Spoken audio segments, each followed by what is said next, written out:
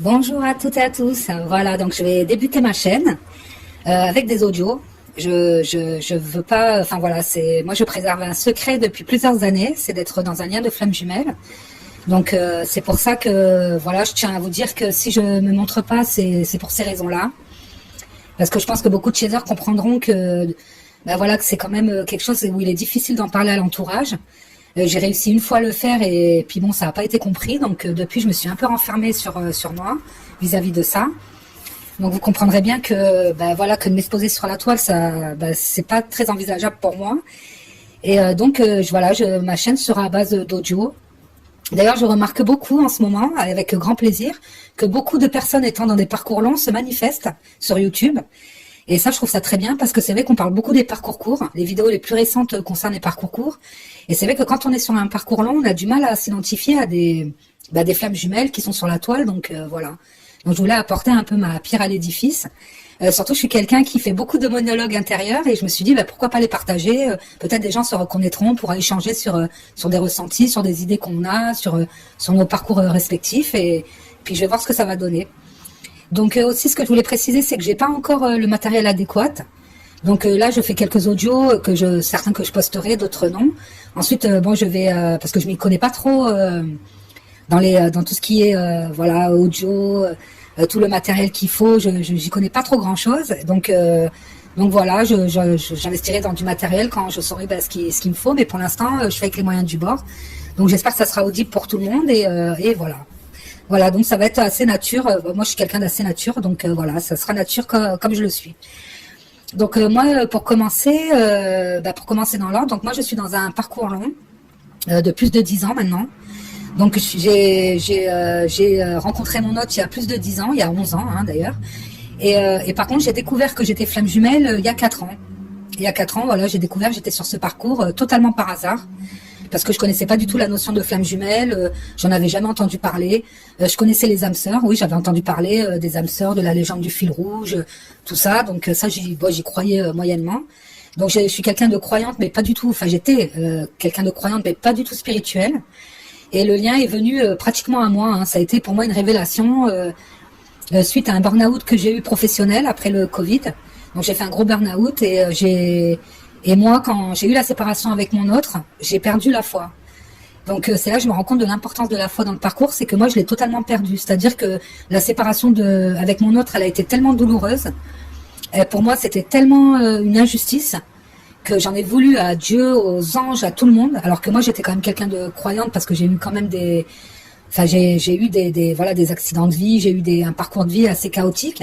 Et c'est vrai que la foi m'a toujours portée. Et là, je me suis complètement, je me suis détournée de la foi. Je me suis dit, Dieu ne peut pas exister parce que pourquoi il me fait ça? Pourquoi il me fait rencontrer quelqu'un avec qui je suis bien, avec qui je me sens enfin bien, et on me l'enlève? Et pourquoi on m'enlève tout en fait? Et je l'ai pris comme une injustice. Donc je me suis beaucoup renfermée sur moi et j'ai traversé la nuit noire sans savoir à l'époque que c'était une nuit noire de l'âme. Moi, je pensais que je faisais une très très grosse dépression parce que c'était vraiment une horreur. Enfin, les gens qui ont traversé la nuit noire de l'âme, je pense qu'ils peuvent en témoigner que c'est une plongée dans des méandres obscurs. Moi, j'ai eu l'impression de rentrer dans un tunnel sans lumière et d'avancer à tâtons. J'avais même plus la lueur de la sortie. J'étais complètement, enfermée. Des douleurs incroyables, des douleurs physiques, beaucoup de douleurs à l'estomac, des réveils nocturnes à 3 heures du matin où je me mettais à pleurer. Enfin, ça a été, Et j'ai su après, j'ai tout su en même temps. En fait, j'ai découvert le lien, la nuit noire de l'âme. Enfin, j'ai découvert la nuit noire de l'âme avant de connaître le lien. C'est-à-dire que j'ai été amenée, par le fruit du hasard, à tomber sur des vidéos de la nuit noire de l'âme que je comprenais pas du tout. Moi, je pensais que c'était un cycle lunaire. Donc, quand je voyais nuit noire de l'âme, je cliquais même pas sur la vidéo parce que je me disais bon, ça c'est des cycles lunaires, c'est des choses qui m'intéressent pas. Et jusqu'au jour où j'ai finalement écouté une vidéo et je me suis dit mon Dieu, mais c'est ça que j'ai traversé. En fait, je suis pas folle. J'ai traversé une nuit noire de l'âme, ça existe. Beaucoup de gens la traversent, la perte de foi, tout ça. Et c'est vrai que ça a été pour moi une illumination. Et petit à petit, j'ai été amenée à découvrir les flammes jumelles que je connaissais pas du tout. Et parce que moi, quand je me suis séparée avec mon autre, j'ai pas fait de recherche plus que ça. Je me suis dit, moi, de toute façon, j'étais tellement mal que j'arrivais même plus à me questionner, encore moins à trouver des réponses. Et c'est vrai que là, en fait, j'ai commencé à tomber sur des vidéos de la nuit noire de l'âme. Et ensuite, je suis tombée sur une vidéo qui disait la nuit noire des flammes jumelles. Et c'est de là que j'ai découvert les flammes jumelles. Et ensuite, dans enfin, la chance que j'ai eue, c'est que les premières vidéos que j'ai écoutées, parce que je tombais sur des vidéos avec des guidances, des cartes étalées sur une table, la sauge blanche, enfin, moi, ça m'inspirait pas du tout. Et ça me parlait pas, voilà, enfin, moi, je trouvais ça un peu folklorique. Et je veux pas manquer de respect aux personnes, voilà, qui font des guidances ou quoi que ce soit, mais moi, enfin, je vous parle avec le recul, enfin, avec la vision que j'avais il y a 4 ans en arrière. Et après, je suis tombée sur Fabien Marchand, qui est un peu un tempérament, moi, qui me plaît bien. Et quand j'ai écouté ses vidéos, j'ai eu une illumination. C'est-à-dire que je pense qu'à l'époque, il y avait 22 vidéos sur sa chaîne, ou 25. Je les ai avalées en une soirée. C'est-à-dire qu'en une soirée, j'avais regardé toute sa chaîne. Tellement que pour moi, ben voilà, j'étais dans le tunnel et les lumières, elles commençaient à s'allumer. J'avais l'impression que vous voyez, comme dans les couloirs dans les tunnels, dans les souterrains où il y a des lumières sur les côtés, j'avais l'impression que plus je regardais les vidéos et plus les lumières elles s'allumaient et plus je comprenais. En fait, j'ai eu une clé de compréhension, ce qui me manquait depuis des années parce que je comprenais pas. Moi, je me disais, mais pourquoi je suis aussi mal pour une relation qui a duré peu de temps? C'est-à-dire que nous, on s'est côtoyés pendant 1 an, on a eu une relation de 3 mois. Donc la fameuse lune de miel, et ensuite ça a été la fuite, quoi. Et de son côté, ensuite, lui, il a essayé d'effectuer des retours que j'ai refusés parce que moi j'étais trop mal et j'étais trop dans la souffrance. Et moi, quand je souffre, j'ai tendance à me renfermer sur moi-même, à vouloir voir personne. Donc lui, c'était pas possible. Donc je voulais pas lui donner une chance de faire entre guillemets une pirouette. Et c'est vrai que voilà, mais c'est incroyable. Et c'est vrai que je me suis posé la question de me dire, mais pourquoi j'ai pas découvert l'existence du lien avant? Mais c'est parce que mon autre a fait un choix professionnel qui a fait qu'il est parti à l'étranger. Et je pense que le lien, il est resté en pause, en fait. Le lien, il a été mis en pause pendant ce laps de temps. C'est ce que je pense parce que ça concorde bien. Enfin, les dates concordent entre son départ et ma découverte du lien, quoi. Donc, comme par hasard, on va dire, alors que le hasard pour moi n'existe pas. Et donc voilà, j'ai découvert que j'étais flamme jumelle. Donc comme beaucoup, j'étais sur la toile, je me suis renseignée, j'ai avalé des centaines de vidéos, si c'est pas plus, les guidances et tout ce qui s'ensuit, parce que voilà, quoi, je veux dire, quand on apprend ça, c'est surtout pour quelqu'un comme moi qui suis assez pragmatique. Parce que moi j'étais croyante, mais bon, j'ai les pieds quand même qui sont bien ancrés dans le sol. Et de me rendre compte que voilà, qu'il y a d'autres dimensions, l'énergétique, tout ça, je l'avais vécu avec mon autre, la télépathie, voilà des retours dans les vies passées. Moi j'ai été projetée, par exemple un jour je discutais avec lui, il était face à moi, il me parlait et en le regardant j'ai eu comme un changement de plan et je me suis retrouvée projetée dans une autre époque où je revoyais cette scène où il était face à moi en train de me parler, mais dans un autre décor avec d'autres meubles, dans le lointain, comme un lointain souvenir. La télépathie, pareil. Donc moi, il m'appelait, il me réveillait la nuit, j'entendais sa voix m'appeler et je me connectais sur Facebook et il m'envoyait un message instantanément. Donc j'avais eu des phénomènes qui me semblaient quand même assez perturbants, mais en même temps normal. C'est-à-dire, je me posais pas la question à me dire, tiens, c'est bizarre parce que c'est la première fois que ça m'arrive. Comment ça se fait Et après, il faut dire quelque chose, c'est que moi, je l'ai su avec tout ça, c'est que moi, je suis clairsentence. C'est-à-dire, je ressens les ambiances, les énergies, les bonnes, les mauvaises. Et c'est vrai que je pensais que c'était une faculté que tout le monde avait. Je pensais que tout le monde, c'était l'intuition, l'intuition, tout le monde l'a forcément. Mais je pensais que tout le monde était à même de ressentir des énergies, voilà, des changements de plan, des changements énergétiques. Et finalement, je me suis aperçue que non, quoi, c'était, on va dire, une faculté que tout le monde peut développer, mais que moi, je l'avais depuis toujours. Donc voilà, quand j'ai découvert que j'étais flamme jumelle, ça a été ça a été pour moi.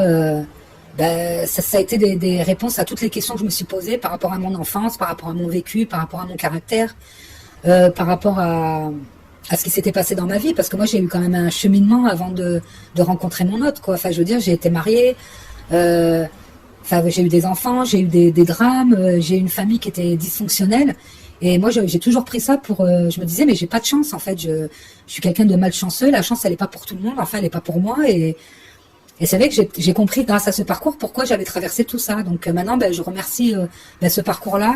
Et c'est vrai qu'avec du recul, le recul que j'ai maintenant, parce que à savoir que moi, quand j'ai découvert le lien, je n'avais plus de nouvelles de mon autre depuis des années. Pour moi, je l'avais oublié, mais j'avais des réminiscences, c'est-à-dire que je pensais pas à lui, mais de temps en temps, je me disais tiens, qu'est-ce qui devient? Ou j'avais et puis un jour, c'était l'été, moi j'avais un jardin et j'étais sur ma terrasse. Et moi, je suis quelqu'un qui mentalise tout beaucoup. C'est-à-dire, je suis toujours en train de penser, toujours en train de penser à quelque chose. Et là, ma tête était vide.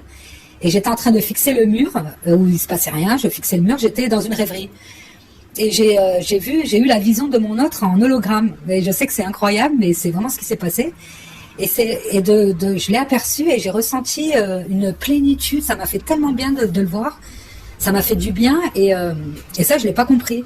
Je me suis dit tiens c'est bizarre mais j'ai pas trouvé ça plus étonnant que ça. Enfin je sais pas, vous voyez quelqu'un apparaître en hologramme en général ça choque et moi pour moi ça m'avait semblé banal quoi.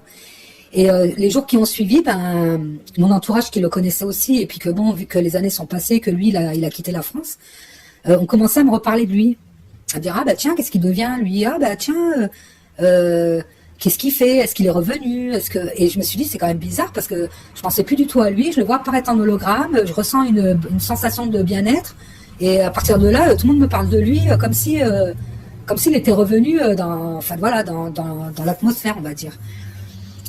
Et voilà après voilà j'ai fait mes recherches et puis bon voilà ce que j'en retire maintenant j'en parlerai plus longuement dans d'autres audios mais ce que j'en retire c'est que il y a énormément de choses qui se disent sur la toile, il y a énormément de lectures, de vidéos, d'audio et voilà les flammes jumelles c'est devenu quelque chose de connu, c'est-à-dire que autant j'en ai pas entendu parler pendant des années, autant j'en entends parler souvent maintenant, même au détour d'une conversation quand je suis sur Facebook ou dans des forums ou des fois des amis qui me disent bah tiens peut-être c'est ta flamme jumelle et tout, enfin sans parler de moi mais quand des amis se parlent entre elles et je me dis que c'est un phénomène qui a pris de l'ampleur et qui est connu.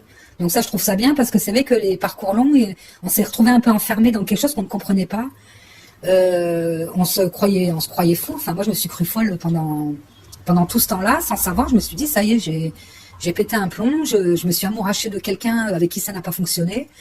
Je suis au plus bas, il y a quelque chose dans mon cerveau qui a dû craquer. J'ai perdu pour moi j'avais perdu la tête. Hein. Je me suis dit ça me ressemble pas, je suis devenue folle. Ça y est. Et voilà. Donc c'est vrai que on a repris contact avec mon hôte. Enfin moi je l'ai recontacté. Lui il a été très perturbé. Donc ça a pas du tout été fluide parce que il venait vers moi pour me parler, mais je sentais qu'il avait des réticences. Je sentais que c'était pas fluide, qu'il avait peur parce que c'est quelqu'un qui a beaucoup souffert aussi de la séparation. Même si c'est lui qui l'a décidé, si c'est lui qui l'a provoqué, même si c'est moi qui l'ai acté, parce qu'il faut dire quelque chose, c'est que lui a pris la fuite, mais quand il a voulu revenir, c'est moi qui lui ai fait comprendre que c'était stop. Hein. Donc c'est vrai que le chaser, il peut acter la séparation, vraiment. Le chaser, il peut décider que c'est fini. Et l'autre, le runner, notre autre, vu qu'il a la blessure de rejet, en général, quand vous l'envoyez bouler, il cherche pas trop à revenir. Hein. Ça, c'est sûr que lui, une fois qu'il est échaudé, faut pas compter sur lui pour réessayer. Hein. Et puis moi, je suis pas retournée vers lui parce que voilà, comme je vous disais, j'étais tellement dans la souffrance que j'avais envie de reprendre ma vie d'avant. Je pense qu'on a eu cette envie tous les deux de reprendre nos vies d'avant qui étaient très bien avant de se rencontrer. Moi, j'avais une vie, j'avais pas de relation de couple, mais je sortais beaucoup, je profitais de ma vie. Mes enfants étaient grands, je pouvais profiter, tout ça. J'avais un entourage, j'étais entourée, j'étais bien dans ma vie. Lui, c'est pareil. Quand je l'ai connu, il était en couple, il était bien, tout roulait dans sa vie, il travaillait, tout allait bien. Et puis dès qu'on s'est mis ensemble et dès qu'on s'est séparés, il y a tout qui s'est effondré. Et pas que de mon côté, de son côté aussi, parce que moi j'ai eu des échos parce qu'on a un entourage commun qui même certains ne savaient même pas qu'on était ensemble, donc les infos elles venaient toutes seules. Et voilà, c'est ce que je tiens à dire aussi, c'est que le runner, ok, il fuit, il est dans le déni, tout ce que vous voulez, mais moi le déni, j'y crois pas trop. Moi je pense que le runner, il le sait. Je pense que le runner, il le sait que cette rencontre, elle a chamboulé sa vie, qu'elle la chamboulera à tout jamais, que ça sera toujours différent avec les autres. Il le sait très bien, il en est très conscient. Ce qui l'empêche de revenir, c'est la peur du rejet, de pas être à la hauteur, parce que le runner, il a tendance à moi, j'étais même gênée qu'il me voyait comme la 7e merveille du monde, j'étais parfaite pour lui. Alors que moi, j'avais pas une image hautement idéale de ma personne. Mais le runner, il souffre, hein. Attention, je tiens vraiment parce que les runners, on a l'impression que c'est des gens qui continuent leur vie sans se retourner et puis que la tête dans le guidon, mais pas du tout. C'est-à-dire que le runner, il le sait très bien que nous, c'est différent, que ça sera plus jamais pareil avec quelqu'un d'autre, et nous, on le sait. Mais nous, on le conscientise. C'est-à-dire qu'on le sait, moi, dès la séparation, je me suis dit, mon Dieu, je vais souffrir, je sais pas si je m'en remettrai un jour. Et lui, il essaie de s'en remettre, mais il sait que ça sera différent. Mais il va quand même dans d'autres relations et il essaie de reprendre sa vie d'avant comme nous les chasers. Hein. Sauf que c'est plus comme avant. Le souci, c'est que vous avez beau... de toute façon, tous les schémas qui étaient mis en place avant s'effondrent. Donc forcément, quand vous traversez la nuit noire de l'âme, déjà, l'entourage ne comprend pas. Donc moi, mon entourage n'était pas au courant de mon entourage... parce que nous, on avait un entourage commun, mais mon entourage à moi, personne n'a jamais su que j'avais une relation avec lui, n'a jamais compris pourquoi j'étais mal. Donc il y a beaucoup de gens qui se sont révélés, qui ont montré une autre image d'eux et que j'ai pas apprécié. Donc c'est des gens que j'ai finalement écartés de ma vie. Donc moi, il y a tout qui s'est effondré, mais de son côté aussi. Hein. C'est-à-dire de son côté, il a essayé de voilà, il s'est quelques mois après, il s'est remis en couple. Ça n'a pas fonctionné. Moi, des fois, bon, bah, comme beaucoup, hein, malheureusement, avec les réseaux sociaux, on est tenté d'aller regarder ce que l'autre fait. Hein. Donc ça, on dit, oui, le cheater, faut pas faire ça, mais bon, on le fait, hein, même en étant pas dans une relation de flamme jumelle, parce que forcément, on a envie de savoir l'autre ce qu'il fait, s'il refait sa vie, s'il n'y a pas un petit message subliminal qui va nous être destiné. Donc ça, voilà, faut pas s'en vouloir, faut pas culpabiliser. C'est vrai qu'il faut pas tomber dans ça parce que ça empêche de se recentrer sur soi. Et moi, je le fais plus d'ailleurs, mais au tout début. Et c'est vrai que quand je voyais ces photos, ben, je voyais qu'il était mal. Je voyais dans son regard qu'il y avait une tristesse infinie, quoi. La même tristesse que j'avais moi. Et c'est vrai que quand je reprends des photos à moi de l'époque, dans mon regard, il y a une tristesse. Il y a quelque chose d'éteint. Voilà, c'est éteint, quoi. Donc voilà. Donc c'était pour dire que ne vous en faites pas, que vous souffrez, mais vous n'êtes pas les seuls à souffrir. L'autre aussi souffre, nos autres souffrent aussi. Donc il faut être quand même bienveillant et indulgent. Moi, c'est vrai que je lui ai jamais souhaité du mal, même si on s'est séparés. Voilà, la séparation pour moi, elle a été brutale, mais moi, je lui ai jamais souhaité du mal. J'ai jamais eu de haine contre lui. J'ai eu des moments de colère. Bon, ça, c'est évident. Mais par contre, j'ai jamais eu la haine sur lui. Je lui ai jamais souhaité du mal. Je me suis jamais dit, j'espère que il va lui arriver des choses ou qu'il va avoir un karma, pas du tout. Même si malheureusement, il a eu son karma comme j'ai eu le mien.